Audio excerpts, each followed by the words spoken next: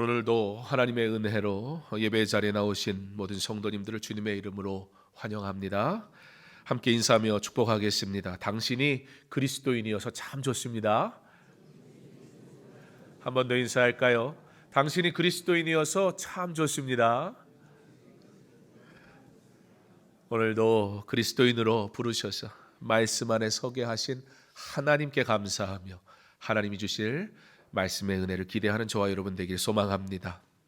시간 순으로 볼 때 역사서의 마지막 성경 중에 하나인 느헤미야 성경을 이제 오늘 마무리하면서 성경 66권 중 마지막 선지서인 이제 말라기서만 남겨두게 되었습니다.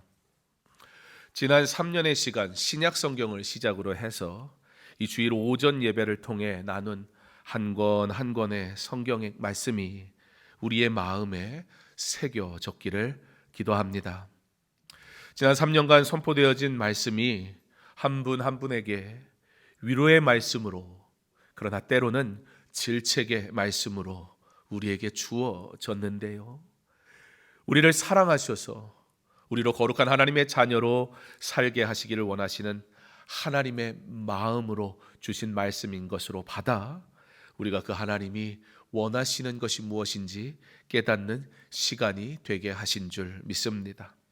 설교자로서 바라는 것이 있다면 말씀의 권위 앞에 내 자신을 내려놓고 내가 원하는 은혜가 아니라 하나님이 주시는 은혜로서의 말씀을 더욱 사모하며 그 말씀을 따라 살아가기를 소망하는 3년의 시간 66권의 말씀을 이제 다 마무리하는 이 달에 끝이 아니라 그러므로 들은 이 말씀이 이제는 우리의 삶에서 그렇게 살아내어지는 은혜가 시작되는 아름다운 시작이 여러분 삶에 이루어지기를 간절히 소망합니다. 구약의 모든 성경 그 끝은 이제 어떻게 마무리가 되고 있을까요? 한마디로 정리하자면 오늘 말씀의 제목과도 같이 다시 복음으로 그렇게 정리가 되고 있는 것을 보게 됩니다. 바로 구약의 마지막 이야기는 다른 게 아니라 말씀으로 돌아가는 것이었습니다. 느헤미야서이기 때문에 느헤미야에 대한 이야기가 당연히 나오겠죠. 1장부터 6장까지는 그렇습니다. 그런데 7장부터 갑자기 느헤미야서인데 주인공이 바뀝니다. 바로 동시대에 함께 사명을 감당했던 오늘 우리가 본문 말씀을 읽으면서 보게 되는 사람 누구죠? 바로 에스라가 이제 느헤미야 후반부의 주인공이 됩니다. 그러니까 오늘 느헤미야 8장은 바로 에스라를 통해 일하시는 하나님의 이야기다, 그렇게 말할 수 있을 것입니다. 우리가 너무나 잘 아는 것처럼 느헤미야는 성전을, 이 성을, 이 도시에 필요한 모든 외관을 갖추는데 굉장히 중요한 사역을 감당했던 사람이었습니다. 느헤미야는 성의 재건이라는 사역을 감당했다면 에스라는 이제 성만 갖춰지면 안 돼요. 우리의 삶의 외형만 갖춰지면 안 돼요. 우리의 삶에 눈에 보여지는 것만 하나님의 일이라고 착각하면 안 돼요. 그러나 하나님은 외형을 갖추는과 동시에 무엇을 하셨냐면 에스라를 통해서 그 심령의 재건, 에스라는 바로 심령의 재건의 사역을 위해 부름받은 사람이었습니다. 우리는 눈에 보여지는 것으로 사역을 진단하고 또 우리 눈에 보여지는 것으로 완성이 되었다, 완성이 되지 않았다라고 판단하기 쉽습니다. 물론 이 또한 굉장히 중요합니다. 외형을 갖추는 것 얼마나 중요합니까? 우리가 하나님 앞에 나와 예배할 때 우리의 옷 매무새 하나도 하나님 앞에 어떠한 모습이 정결할까? 우리가 단정하게 나오는 것 굉장히 중요한 일일 것입니다. 그러나 외형만 갖추어진 것으로 우리의 신앙의 온전함을 이루었다라고 생각해서는 절대 안 됩니다. 그러므로 예배 자리에 나와 있는 것으로 예배가 아니라 그 예배 자리에 나옴으로 이 예배가 오직 하나님께 영광이 되기를 소망하며 온 마음으로 하나님 앞에 예배 드리는 심령 가운데 하나님이 받으시는 온전한 예배가 된다는 사실을 우리는 반드시 기억해야 합니다. 이와 같이 신앙은 하나님의 일은 균형을 이루어야 하는 것입니다. 느헤미야에게 성 재건을 맡기신 하나님은 동시에 에스라에게 영 재건을 맡기신 겁니다. 우리의 몸과 영혼이 모두 강건하여질 때 비로소 우리가 하나님의 거룩한 백성으로 살아가게 되는 것입니다. 그러므로 요한 사도는 요한3서 1장 2절에 사랑하는 자여 내 영혼이 잘됨 같이 내가 범사에 잘되고 강건하기를 내가 간구하노라. 저희 할아버지 목사님께서 가장 좋아하시는 말씀, 제가 어릴 때부터 할아버지께서 늘 묵상하시며 전해주셨던 말씀. 여러분, 신앙은 부모를 통해서 전수되어야 하는 거예요. 여러분, 신앙은 부모의 눈물로 전수되는 거예요. 그래서 지금도 유대인들은 자녀들이 아침에 일어나면 그 아이를 품에 안고 하나님 오늘도 이 아이와 함께 하옵소서. 자녀로 야 예수 잘 믿어, 너 교회 가야 돼, 이런 말을 하는 게 아니라 자녀로 그의 삶에 우리 자녀가 살아가는 오늘 하루가 주일날 하나님을 만나는 날이 아니고 매일의 삶에 내가 하나님을 만난다는 믿음의 고백으로 주일을 지키는 거예요.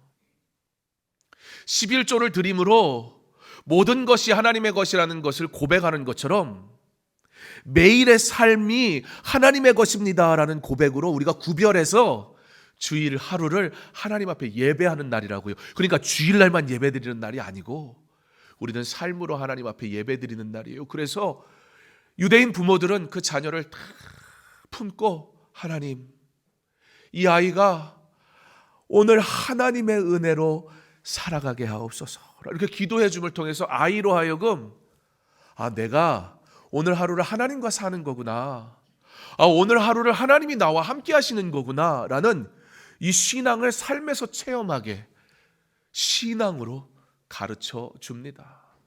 그래서 유대인들이 나라를 뺏기고 흩어지고 그 압제와 억압 속에서도 결코 신앙을 떠나지를 않는 거예요.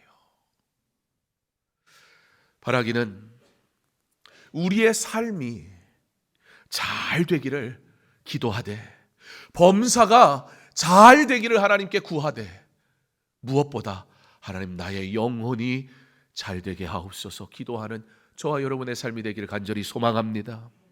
수많은 사람들이 자신들의 성을 쌓기 위해 열심히 살아갑니다. 어떤 이들은 그 성을 쌓다가 주저앉기도 하고 좌절을 맛보기도 합니다. 그런데 세상에 자신의 성을 쌓는 일도요, 좌절한다고 멈추지 않더라고요. 다시 일어서서 도전하고 애를 쓴다란 말입니다. 어떤 이들은 결국 자신의 성을 드디어 다 쌓은 후에 만족합니다. 그 성을 쌓고 기뻐합니다. 완성했다고 자랑합니다. 그러나 여러분, 성을 쌓는다는 것, 이스라엘의 성전을 세우고 성벽을 세우고 이거 다 뭐 하는 겁니까? 예루살렘이라는 도시를 새롭게 세우는 거잖아요. 그런데 여러분, 성이 완공되었으니까 그게 다 이루어진 것일까? 사람들이 성이 세워지는데 과정을 보면서 기뻐했습니다. 여러분, 그 성이 세워지는데 이스라엘 백성들이 자신의 물건을 하나님 앞에 드렸고 자신의 시간을 하나님 앞에 드렸고 자신의 노동을 하나님 앞에 드리며 그렇게 성전을 건축했습니다. 여러분, 그 성전을 세워가는 과정이 은혜였고 그 성전을 세워가는 시간이 하나님이 주시는 감동과 감격이 있었습니다. 그리고 드디어 도시가 다 세워지는 이 과정 속에서 얼마나 감격스러웠는지. 물론 솔로몬의 성전을 보았던 우리 어른 세대들은 70년 포로 생활 전에 예루살렘에서 살았던 기억이 있는 그 노년의 성도들은 사실 이 성전 보면서 통곡을 하고 하나님 앞에 울었어요. 솔로몬의 성전에 비하면 너무 초라한 거예요. 그러나 그럼에도 불구하고 하나님께서 우리에게 다시 성전을 세우는 은혜를 주셨다는 이 감격만큼은 감당할 수 없는 은혜였습니다. 그러나 아무리 도시에 성을 세운다 해도, 아무리 화려한 성을 쌓아도 여러분, 그 안이 채워지지 않으면 그 도시는 적막하고 황량한 유령 도시일 뿐입니다. 건축가가 경치 좋은 드넓은 들판을 땅을 사서 거기에다가 타운하우스를 쫙 멋있게 지었다고 생각해 보세요. 아주 고급 자재들을 거기에 넣고 2층으로 멋지게 집을 지어서 사람들이 좋아할 만한 것은 그 안에 다 집어넣는 거예요. 그 겉모습을 보면서 사람들이 와, 아름답다 얘기합니다. 그런데 이게 너무 비싸. 내 수준하고는 안 맞아요. 이거 뭐 하나 고장 났다가는 그거 고치는 게 너무 많이 들 것 같아. 그래서 사람들이 거기를 안 가는 거예요. 여러분, 그 타운하우스가 아무리 대단한 자재로 짓고 아름답게 지었다 할지라도 사람들이 그 외관을 보면서 야, 너무 멋진데? 너무 아름다운데? 라고 말한다 해도 거기에 아무도 살지 않으면 그 타운하우스는 겉만 번지르르한 유령 도시가 돼버리는 거예요.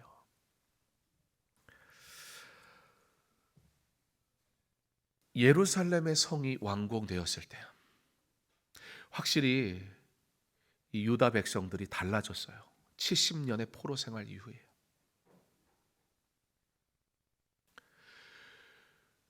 성을 다 짓고 나서 그들이 그것으로 만족하지 않아요. 아니, 채워지지가 않아요. 아직 그 예루살렘 도시인들의 마음은 텅텅 비어 있을 뿐이에요. 그래서 하나님께서는 성의 재건 이후에 그 성을 세우는 일도 굉장히 중요한 사역이지만 동시에 동일하게 굉장히 중요한 사역이 하나 있었는데, 이 도시인의 심령을 재건하는 일, 그래서 성경학자인 설교자인 에스라를 부르신 것이었습니다. 우리의 삶의 필요를 채우시는 하나님이신 것을 믿습니다.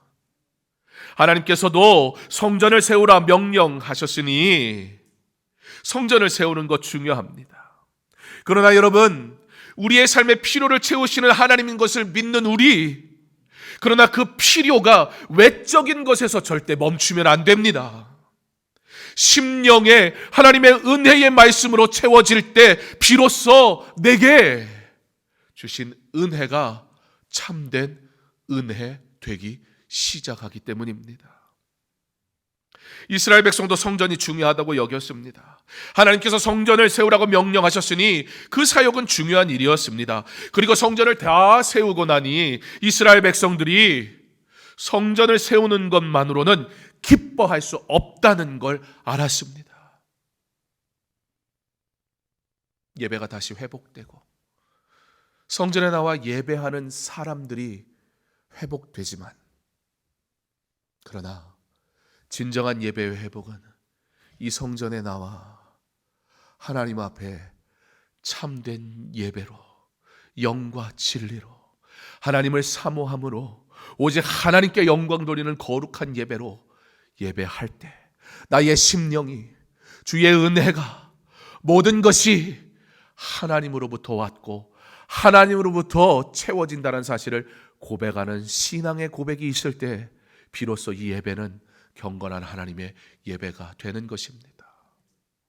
지금 예배는, 외형적인 예배는 어느 정도 회복된 것 같습니다. 그러나 우리의 심령은 어떠합니까? 우리의 신앙은 어떠합니까? 우리의 믿음은 어떠합니까? 우리의 기도하는 삶은 어떠합니까? 이스라엘 백성이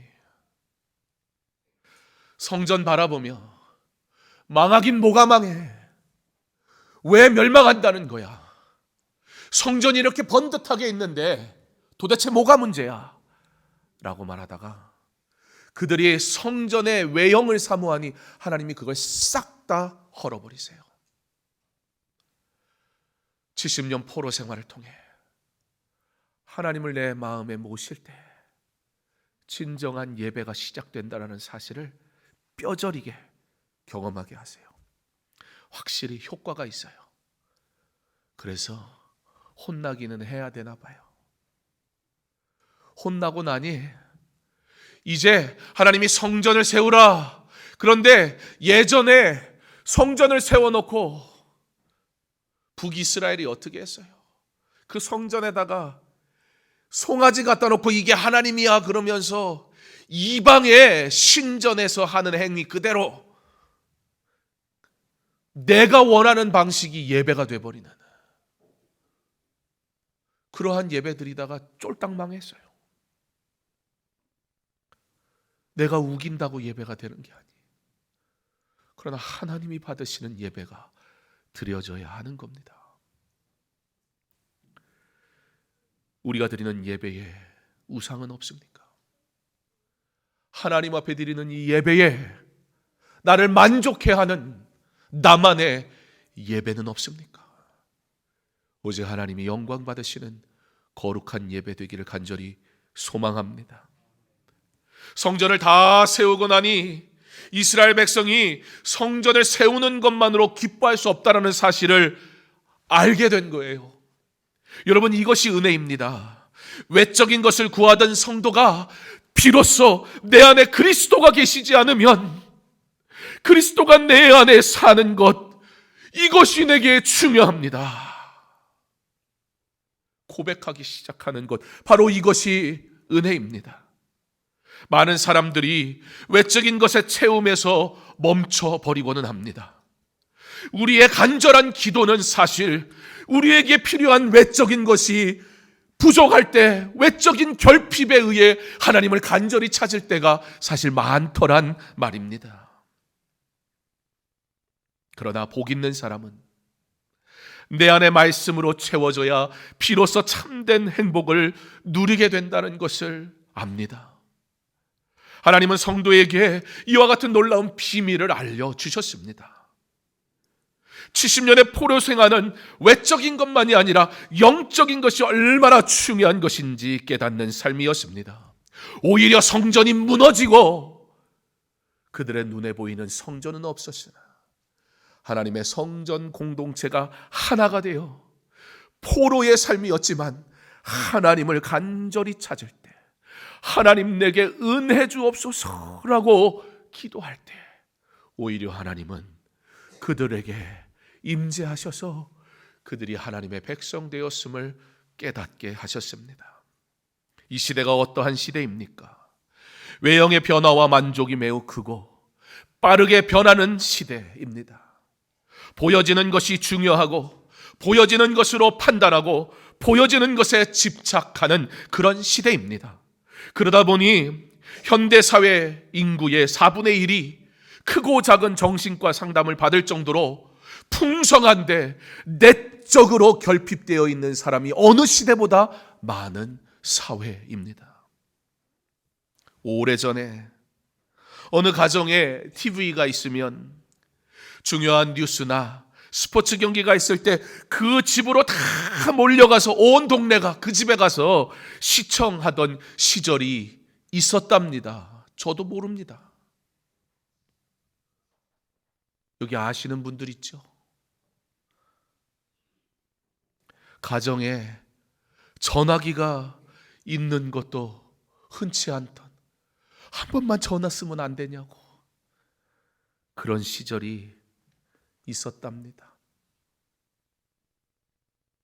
그런데요, 생각해 보니까 그 시절이 사람들이 성실했던 것 같아요. 그 시절이 사람들이 약속도 잘 지켰더라고요. 요즘은 이놈의 스마트폰이 약속도 쉽게 뒤집어 엎어버리고요, 쉽게 약속도 잡고요. 이 스마트폰이 생겨가지고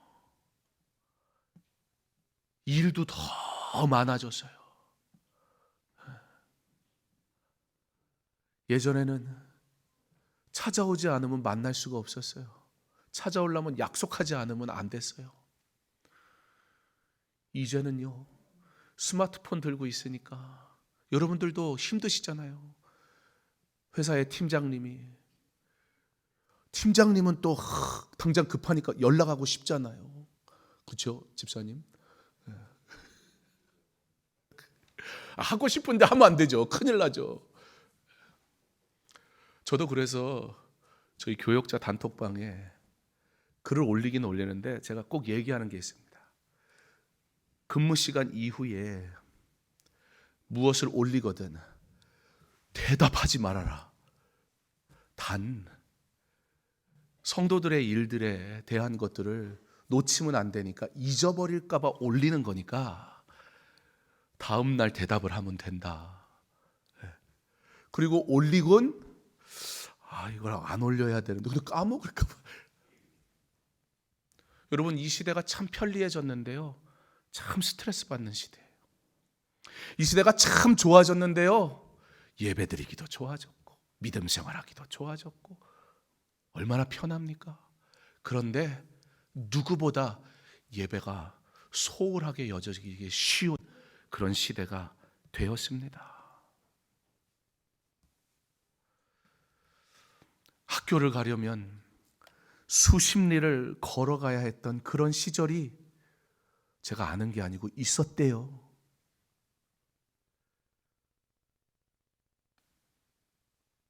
여러분, 그 시절로 돌아가고 싶으세요? 어휴, 말도 안 되죠. 그래, 누가 봐도 이 부족하고 불편함이 넘치던 시대. 그런데 한국교회는 오히려 그 시대가 하나님을 찾고 하나님 안에서 평안을 누리는 이들이 참 많은, 숫자적으로 많은 것을 넘어서 영적 부흥이 일어나던 시대는 오히려 부족함이 많았던 결핍의 시대였습니다. 비록 가진 적은 적었어도 심령의 예수님을 모심으로 참 행복하다고 고백하는 성도들이 많은 시대였습니다. 아이를 포대기에 들쳐매고 교회 바닥에 무릎을 꿇던 어머니들의 눈물의 기도가 있었던 시대. 교회에서 부흥회를 한다고 하면 어디 교회에서 밥을 줘요. 각자 먹을 것 싸갖고 오는 거예요. 교회에서 잠자면서 말씀 집회에 참여하던 그런 열심 있는 성도들도 있었습니다. 권사님이 그런 말씀 하더군요. 새벽 예배 시작한다고 하니까 옛날에 남편 장로님 생각이 나신대요. 일을 하시고 피곤하시잖아요. 힘드시잖아요. 그러니까 새벽 예배에 오시는 게 어려운 거예요. 우리 장로님이, 여러분 간이 침대 있잖아요. 간이 침대. 그 간이 침대를 가지고 퇴근하면 교회로 오신대요. 일어나서 새벽 예배 나오는 게 쉽지 않으니까 간이 침대 펴고, 지금 다른 교회 얘기하는 게 아니라 강서중앙교회 얘기하는 거예요. 교회에서 주무시고 그리고 새벽 예배 드리고 또 하루를 시작하고,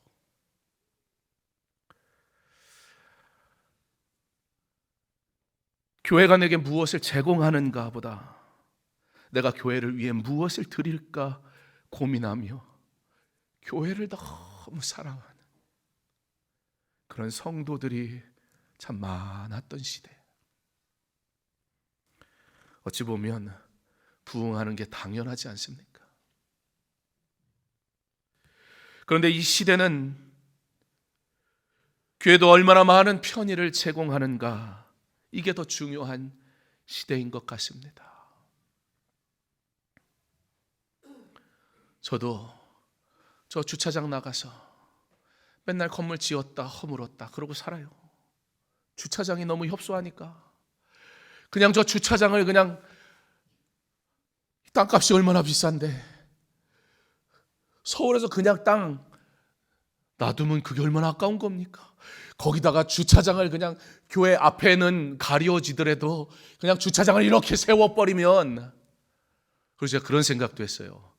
주차장을 세워서 이 본당 쪽이랑 연결되는 주차장은 지금 저 재정부에 문 달아가지고 뚫어가지고, 그래서 우리 어르신들, 노약자들, 아기 데리고 오는 분들, 그분들은 거기다 주차를 딱 하고 그냥 딱 이렇게 본당으로 오면 얼마나 좋을까? 아니 뭐 제가 뭐 상상하는 건데 돈 드는 것도 아니고, 그거까지 뭐라고 하지 마세요. 그거 하자는 얘기 아니에요. 부담 갖지도 마시고. 편의가 너무나 중요한 시대가 되다 보니까 목사가 교회에 어떠한 편의를 제공해야 될까 하는 그런 고민을 너무 많이 해야 되는, 어떻게 성도들을 하여금 무릎 꿇게 하고 눈물을 흘리게 하고 회개하게 하고 말씀 앞에 돌아오게 해야 될까 보다, 어떻게 하면 사람이 즐겁고 어떻게 하면 사람이 모이고 어떻게 하면 사람이 편하고, 이거 고민 안 할 수가 없는 시대. 왜냐면 세상이 다 그러니까요. 불편하면 안 오는 시대잖아요. 벌써 15년 전에 저 서초동에 있는 제가 사역했던 교회는 화장실에 비데가 다 있었다니까요. 왜냐면 그 동네 사는 분들, 서초 3동 고급 빌라촌, 비데 없는 집이 아무도 없으니까 교회에 비데가 없으면 짜증이 나는 거예요. 저 같은 촌사람은, 제가 그때 오산에 살 때인데 화장실에 갔더니 화장실에 비데가 다 있어서, 야, 부자 동네는 다르구나. 근데 좀 씁쓸하더라고요. 비데가 없으면 교회를 안 올래나? 어떻게 하면 사람들이 편하고 어떻게 하면 사람들이 행복할까를 고민해야 되는 이 시대, 그것이 결코 잘못된 게 아닙니다. 아니 세상이 다 그렇게 사는데 교회는 막 후지고 이러면 되겠습니까? 그게 더 이상한 거지요. 그러나 여러분, 제가 이전 시대로 돌아가자는 얘기를 하고 싶은 게 아니에요. 이전 시대가 우리보다 더 나았다는 얘기를 하고 싶은 것도 아니에요.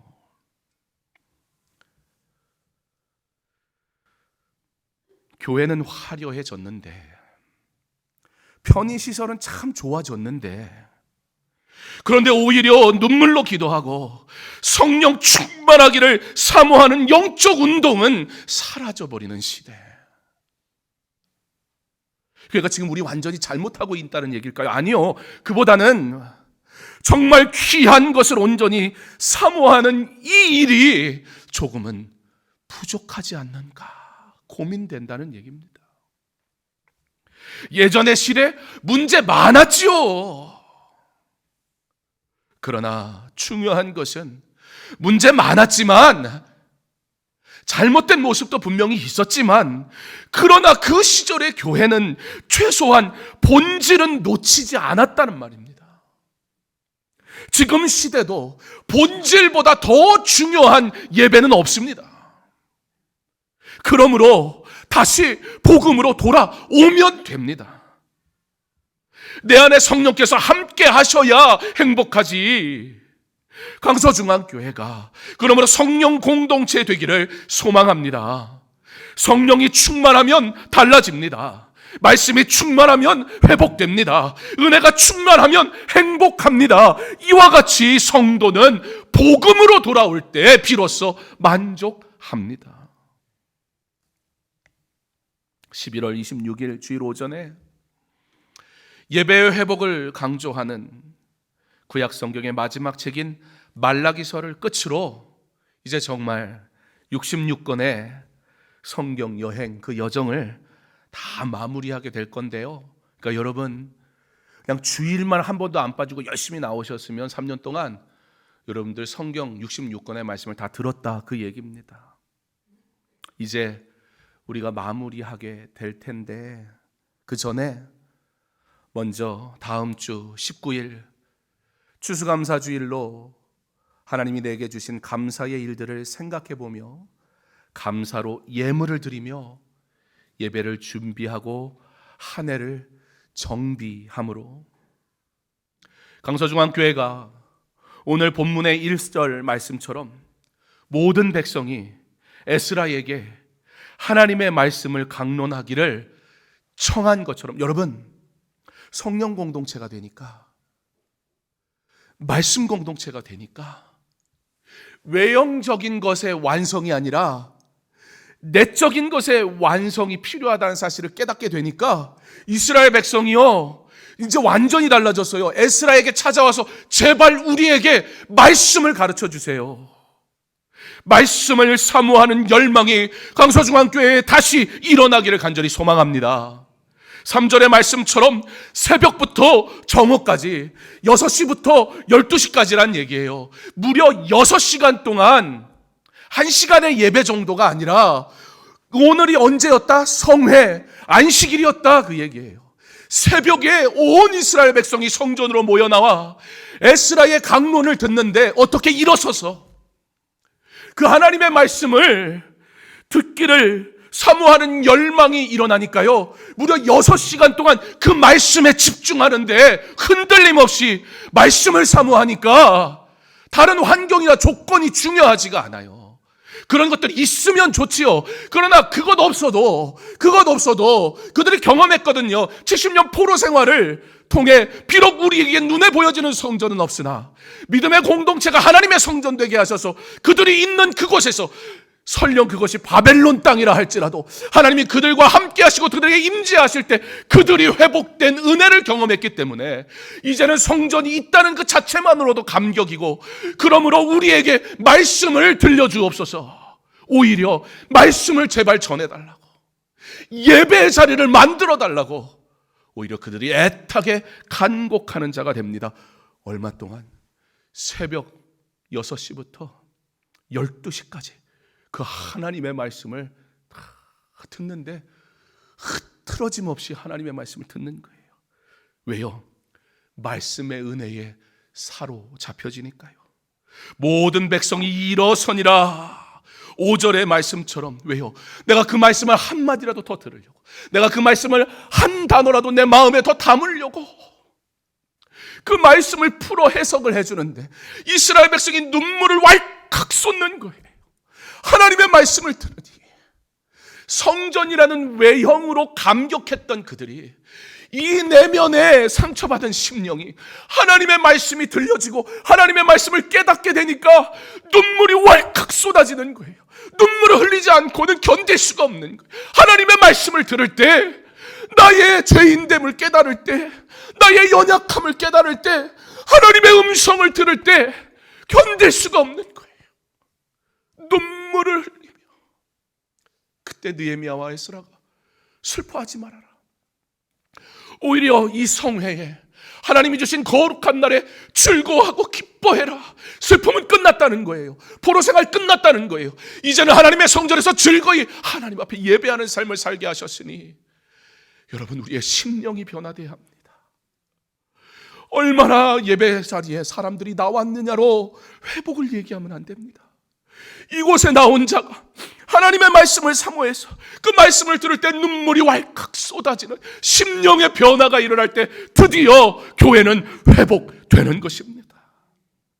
목마른 사슴이 시냇물을 찾아 갈급하듯 이 영적 갈급함이 있어 생명보다 귀한 말씀을 사모하는 그런 영성이 건강한 믿음의 공동체에 강서중앙교회 되기를 간절히 원합니다. 다시 복음으로, 오직 말씀을 통하여 그 어떤 것으로도 채워지지 않는 이 갈급한 심령이 주의 은혜로 채워지고 우리의 삶이 성령 충만하여져서 이제는 하나님의 영광을 위해 살아가는 또 한 번의 부흥의 세대가 되게 하시기를 주님의 이름으로 축원합니다.